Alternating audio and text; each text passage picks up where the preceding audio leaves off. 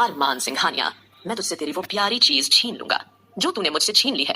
ये कहते ही वह व्यक्ति जो हॉस्पिटल बेड पर जिंदगी और मौत के बीच झूल रहा था, बुरी तरह से एक शैतानी हंसी हंसने लगा। जी हाँ, ये व्यक्ति कोई और नहीं बल्कि वही साइको किलर राजवीर जिंदल था, जो कभी अरमान का गुरु था और जिसकी जान आस्था अपने हाथों से लेना चाहती थी।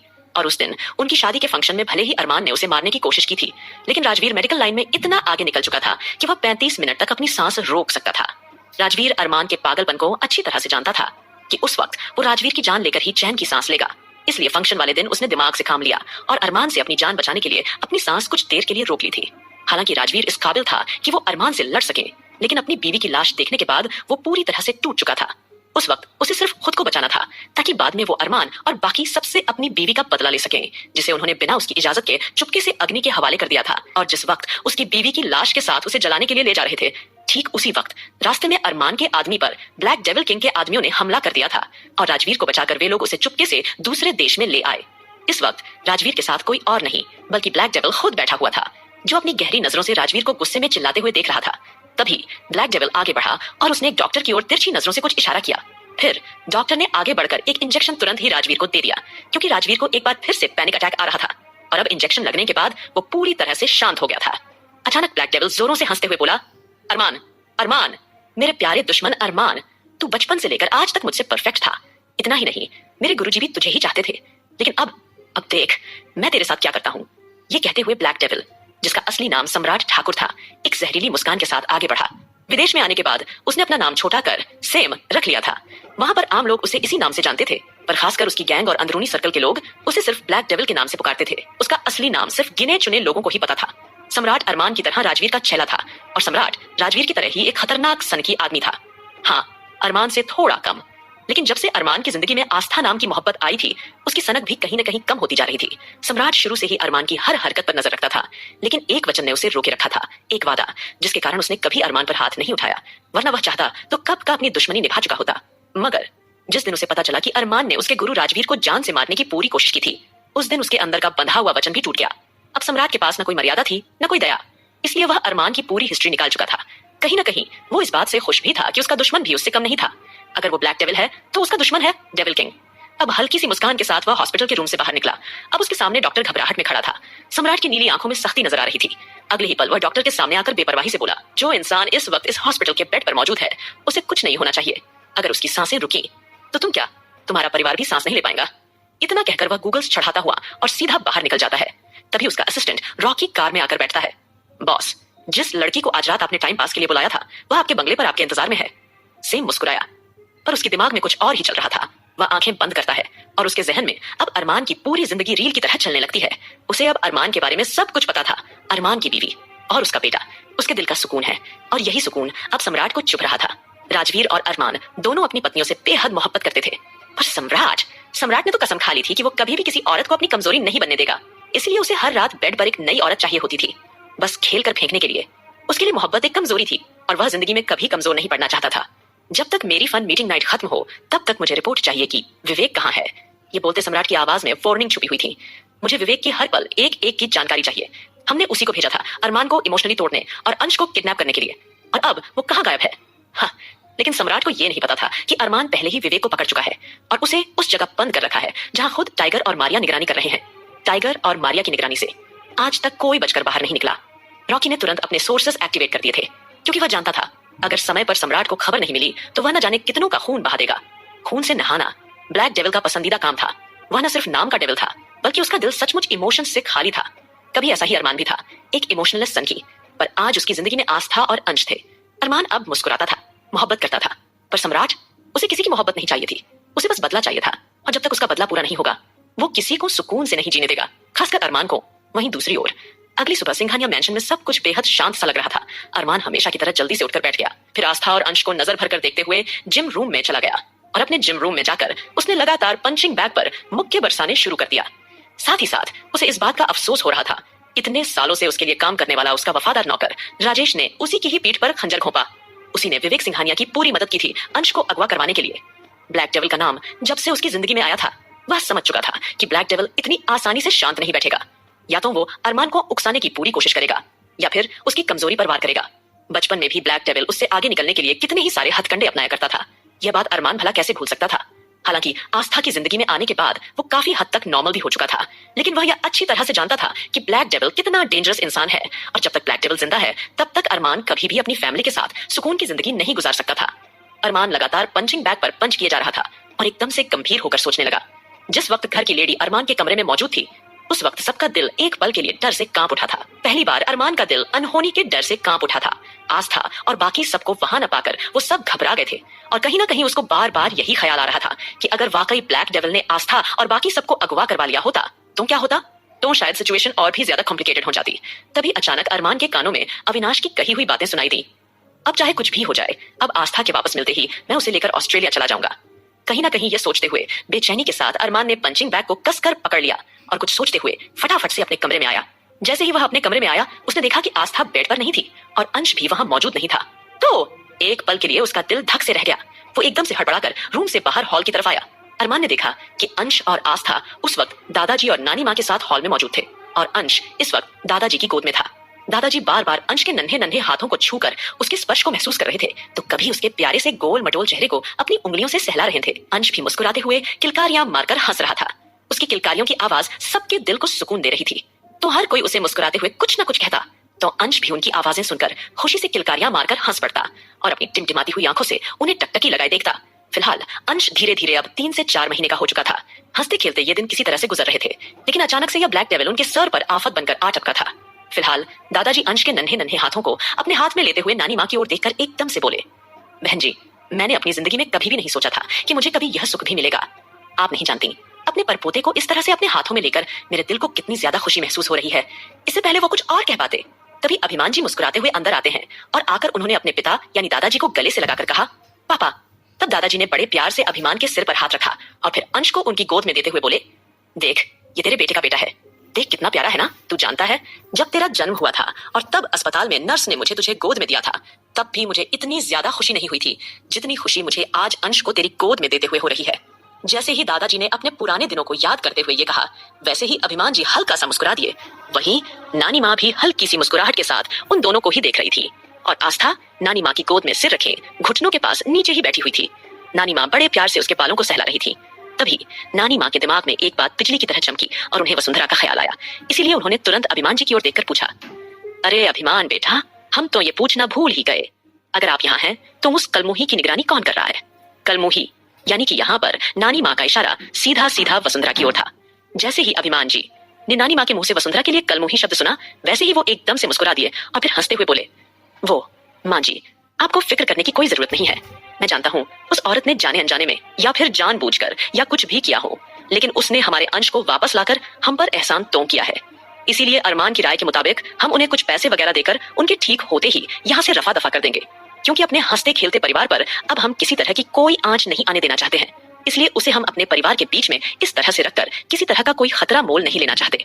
यह कहते हुए पता नहीं क्यों अभिमान जी थोड़ा सा हिचकिचा भी रहे थे, क्योंकि जिस वक्त फार्म हाउस पर अभिमान जी वसुंधरा और वीर की निगरानी कर रहे थे, तब उन्होंने अपने तरीके से वसुंधरा से सच उगलवाने की कोशिश की थी।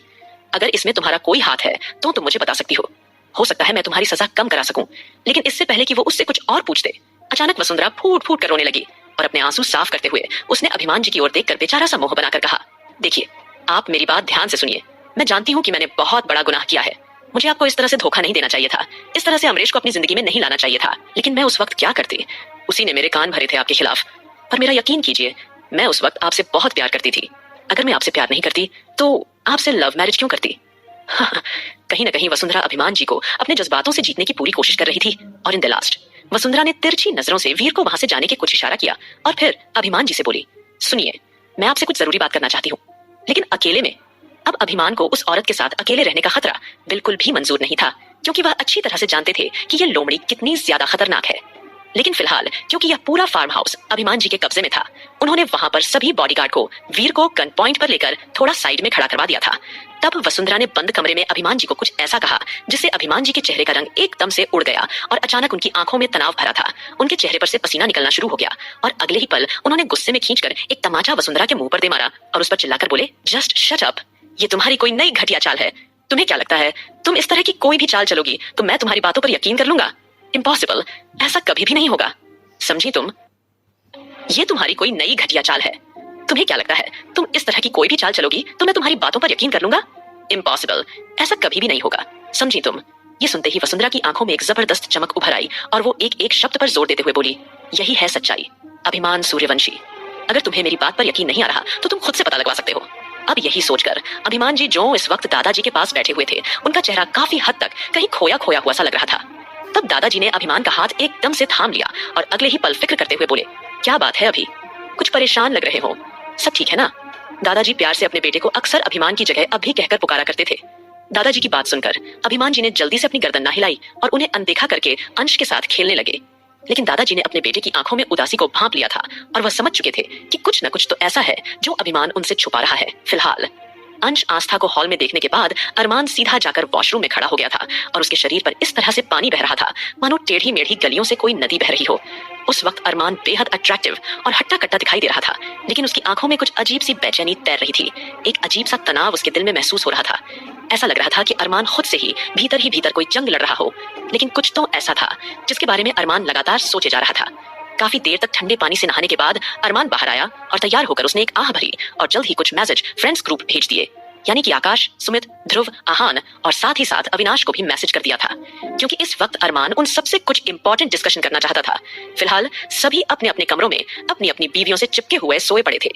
वहीं आकाश तो रश्मि को एक पल के लिए भी छोड़ने को तैयार नहीं था, क्योंकि जिस तरह से रश्मि कल रात गायब हो गई थी, उसकी इनसिक्योरिटी कुछ ज्यादा ही बढ़ चुकी थी। वहीं रश्मि, जिसे सुबह जल्दी उठने की आदत थी, अब तंग आकर सोचने लगी, भला मैं इतनी सुबह सुबह कहाँ जा सकती हूँ यार? जो ये मुझे इतना टाइट पकड़कर सोए हुए हैं, क्या इन्हें इतनी समझ नहीं है कि ये मुझे थोड़ा ढीला पकड़कर सोए? अगर ये इसी तरह से मुझसे चिपक कर सोएंगे तो इससे मेरे बच्चे को भी परेशानी होगी। ओफ फो, अब मैं क्या करूं भगवान? अब रश्मि मुंह बनाते हुए कुछ सोचने लगी कि उसे इस सिचुएशन से कैसे बाहर निकलना है, क्योंकि आकाश तो उसे जरा भी हिलने का मौका नहीं दे रहा था। फिलहाल जैसे तैसे रश्मि ने अपना एक हाथ छुड़ाकर बाहर निकाला और अपने बालों की एक लट निकालकर तुरंत ही आकाश के कानों में उससे गुदगुदी करना शुरू किया। अब आकाश ने तुरंत ही नींद में रश्मि के बालों को झटक दिया और फिर से उसे और कसकर गले से लगाकर कंफर्टेबली सो गया। अब रश्मि और ज्यादा परेशानी हो गई थी, इसीलिए देर न करते हुए रश्मि ने एक बार फिर अपने बालों की कुछ लटे तुरंत ही आकाश के कानों में घुसाने की कोशिश की। लेकिन इस बार आकाश तुरंत ही अपने कान पकड़कर एकदम से हड़बड़ाकर तुरंत ही उठकर बैठ गया। वो अभी भी नींद में लग रहा था। अब आकाश ने अपने आसपास यहाँ वहां तेजी से देखा कि ऐसा क्या था जो उसे नींद में इतना डिस्टर्ब कर रहा था। लेकिन जैसे ही उसकी नजर सोई हुई रश्मि पर पड़ी तो एकदम से उसकी आंखें सिकुड़ गई, क्योंकि भले ही रश्मि आंखें बंद करके सोने का नाटक कर रही थी, लेकिन अभी भी उसकी उंगलियां उसके बालों उलझी हुई थी। अब आकाश को सारा माजरा समझ में आ गया था। उसने थोड़ा सा आगे बढ़कर तुरंत ही रश्मि के होठों को कैप्चर कर लिया था और रश्मि उसे खुद से दूर धकेलने की कोशिश करने लगी थी। तब आकाश नटखट अंदाज में उससे कहा, अगर फिर से तुमने मुझे परेशान करने की कोशिश की तो इस बार मैं इससे भी बड़ा वाला किस कर दूंगा, समझी तुम? इस बात पर रश्मि भी मुंह बनाकर उठकर बैठ गई और अगले ही पल हल्की नाराजगी से बोली, आपने मुझे कितना ज्यादा कस के खुद से चिपकाया हुआ था। मैं प्रेग्नेंट हूँ और इस हालत में मुझे थोड़ा फ्रेश एनवायरनमेंट चाहिए, और आप है कि बिल्कुल मुझसे चिपक कर सोते हैं। रश्मि की इस बात पर आकाश मुस्कुरा दिया और उसके माथे को चूम कर बोला, अच्छा ठीक है मेरी जान, सॉरी, अब दोबारा ऐसे नहीं करूंगा, ठीक है? लेकिन जैसे ही आकाश को अपने फोन पर नोटिफिकेशन मिला, वैसे ही वह तुरंत उठ खड़ा हुआ और एकदम से हड़बड़ा कर बोला, अच्छा मैं कुछ जरूरी काम से जा रहा हूँ, जल्दी ही आ जाऊंगा। तब तक तुम फ्रेश हो जाओ, ठीक है? और आज तुम हॉस्पिटल नहीं जाओगी, सीधा घर पर ही आराम करोगी, कहीं भी जाने की कोई जरूरत नहीं है, कहीं भी। यह सुनकर रश्मि की नजरें साफ तौर पर ठिठक गई और वो आकाश को सवालिया नजरों से घूरते हुए बोली, लेकिन आप अच्छी तरह से जानते हैं कि मैं अभी भी ट्रैवल कर सकती हूँ और मैं बिल्कुल परफेक्टली फाइन हूँ और मैं अपना काम नहीं छोड़ सकती हूँ आकाश। और मैंने आपको बताया था ना कि जैसे मेरी मैटरनिटी लीव स्टार्ट होगी मैं खुद लीव ले लूंगी, ठीक है? लेकिन अभी मुझे हॉस्पिटल से लीव की जरूरत नहीं है। आकाश ने रश्मि की बात पर हामी भरते हुए एकदम से कहा, जानता हूँ कि अभी तुम बिल्कुल पूरी तरीके से ठीक हो, लेकिन मैं बस इतना कहना चाहता हूँ कि आज मत जाओ, क्योंकि आज मेरा दिल कर रहा है तुम्हारे साथ पूरा दिन टाइम स्पेंड करने का, इसीलिए प्लीज कहीं मत जाओ। कहीं ना कहीं आकाश भले ही रश्मि को बाहर जाने से रोक रहा था, लेकिन उसके मन में एक अनजाना सा डर था और इस डर के चलते वह रश्मि को बाहर जाने से रोक रहा था। फिलहाल रश्मि ने सोचा कि शायद आकाश बस उसके साथ टाइम स्पेंड करना चाहता है, इसलिए अब ज्यादा ना सोचते हुए रश्मि ने हामी भरी और उसे प्यारी सी मुस्कान देते हुए बोली, ठीक है, अगर आप इतना कह रहे हैं तो मैं हॉस्पिटल में आज की छुट्टी के लिए मैसेज डाल देती हूँ। इतना बोलकर रश्मि जल्दी ही अपना फोन यहाँ वहाँ खोजने लगी थी। दूसरा सीन, एक और सुबह की शुरुआत। वहीं दूसरी ओर एक प्यारा सा और स्पेशल मूवमेंट आपस में शेयर करने के बाद रौनक और आहान एक दूसरे से लिपट कर सोए हुए थे, लेकिन यहाँ मामला उल्टा था। यहाँ आहान रौनक से नहीं चिपका हुआ था, बल्कि रौनक ने आहान को पूरी तरह से जकड़ रखा था। वह पूरी तरह से उस पर हावी होकर बेफिक्री से सो रही थी। आहान पूरी तरह से उसके नीचे दबा हुआ था और सांस लेने में स्ट्रगल कर रहा था, लेकिन आहान को अपना गद्दा बनाकर सोने में रौनक को मजा आता था। अब आहान ने मन ही मन सोचा, यह क्या हो रहा है मेरे साथ? अगर ये इसी तरह से मेरे ऊपर लेटी रही तो मैं सांस ही नहीं ले पाऊंगा, और अगर मेरी सांसें चली गई और मैं इस दुनिया से चला गया तो मेरे बच्चों को कौन संभालेगा? क्या मेरा बच्चा बिना बाप के नाम के पलेगा? नहीं नहीं, मैं ऐसा कभी नहीं होने दूंगा। जब से आहान को यह पता चला था कि वह बाप बनने वाला है, तब से कहीं ना कहीं वह अपने अजन्मे बच्चे के लिए अभी से ही इतना ज्यादा प्रोटेक्टिव हो चुका था कि हर सिचुएशन में वो पहले अपने बच्चों के बारे में सोचने लग जाता था।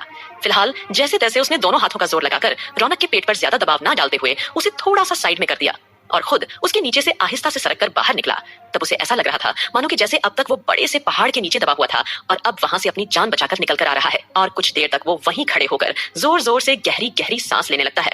लेकिन जैसे ही उसे अपने फोन पर नोटिफिकेशन मिला, उसका चेहरा एकदम से ही डार्क हो गया और जल्द ही एक नजर रौनक की ओर देखकर वह भी मीटिंग की तैयारी करने के लिए तैयार होने लगा। वहीं अरमान जल्द ही फ्रेश होकर नीचे आ गया था और सबके सब एक साथ एक अच्छी और खुशहाल फैमिली की तरह ब्रेकफास्ट करने लगते हैं। सब कुछ बड़ा ही नॉर्मल सा लग रहा था, लेकिन सभी बॉयज के दिलों में एक अजीब सी कसक और बेचैनी थी, जैसे कि वो सब लोग कुछ अंदाजा लगा रहे हों, लेकिन उसे एक दूसरे से बयान नहीं कर पा रहे थे।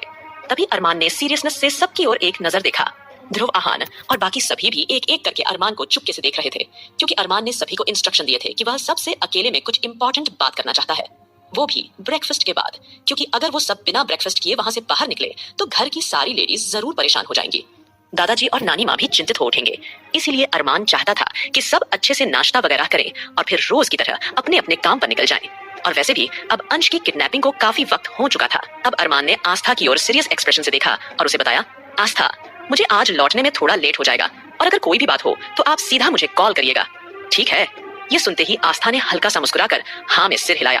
फिर अरमान सबको एक नजर और देखकर बोला, ओके, मुझे ऑफिस के लिए देरी हो रही है, इसीलिए मैं अब निकलता हूँ। अरमान के निकलते ही आकाश और सुमित भी एकदम से उठ खड़े हुए। हमें भी आज कुछ जरूरी काम है, हमारी होटल में एक इंपॉर्टेंट मीटिंग है, इसलिए मैं भी निकल रहा हूँ, सुमित ने जल्दी से कहा और फटाफट बहाना बनाकर आकाश को लेकर बाहर निकल लिया। ध्रुव भी अब वंशिका की ओर शांत नजरों से देखकर बोला, देखो, इतने दिनों से मैं ठीक से काम भी नहीं कर पा रहा हूँ। आज डॉक्टर के साथ कुछ इंपॉर्टेंट केसेस के बारे में डिस्कस करना है, इसलिए मेरी एक इंपॉर्टेंट मीटिंग है, मैं भी जा रहा हूँ। Bye sweetheart. वहीं आहान अफसोस में था। अगले ही पल वो सोच रहा था अब वो क्या बहाना बनाए।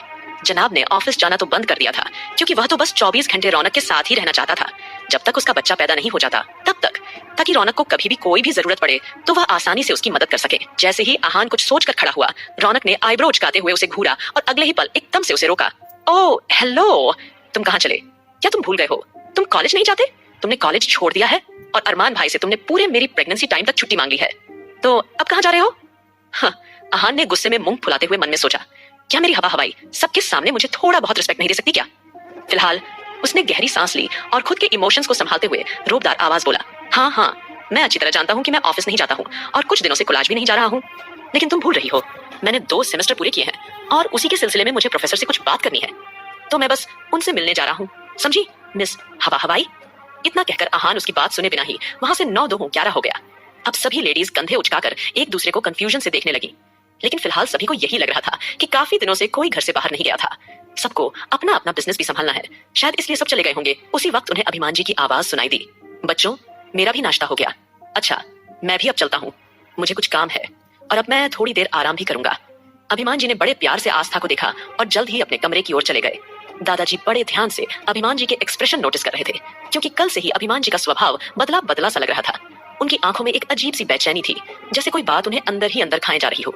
अब दादाजी कुछ सोचते हुए धीरे से शांत आवाज में बोले, अच्छा बच्चों, आप लोग अच्छे से नाश्ता वगैरह करना, हमारा नाश्ता हो गया, अब हम थोड़ी देर टहलने जा रहे हैं, ठीक है? फिर दादी जी मुस्कुराकर वहां से उठ खड़े हुए, लेकिन वह सीधा कहीं और नहीं बल्कि अभिमान जी के कमरे की ओर चल पड़े। फिलहाल नानी माँ ने सबको अपनी आंखों के सामने बैठाकर अच्छे से ब्रेकफास्ट करवाया। फिर आस्था की ओर देखकर बोली, आस्था बिटिया, तुम्हें एक काम करना है, सब लड़कियों को बोलो थोड़ी देर बाद मुझे हॉल में मिले, ठीक है? इतना कहकर नानी माँ सीरियस एक्सप्रेशन लिए हॉल में जाकर आराम बैठ गईं। अब सभी लड़कियां एक दूसरे की ओर ना समझी देखने लगीं। सबके जाने के बाद रौनक ने बोर होते हुए आस्था, वंशिका और बाकी सभी की ओर देखते हुए कहा, यह सब क्या हो रहा है यार? अभी केवल कुछ ही मिनट हुए हैं, लेकिन पता नहीं क्यों मुझे इतना खाली खाली सा लग रहा है। अब रौनक के पास बैठी आस्था भी मायूसी से बोल पड़ी, हाँ, हमें भी कुछ अच्छा नहीं लग रहा है। क्या जरूरी है ऑफिस जाना?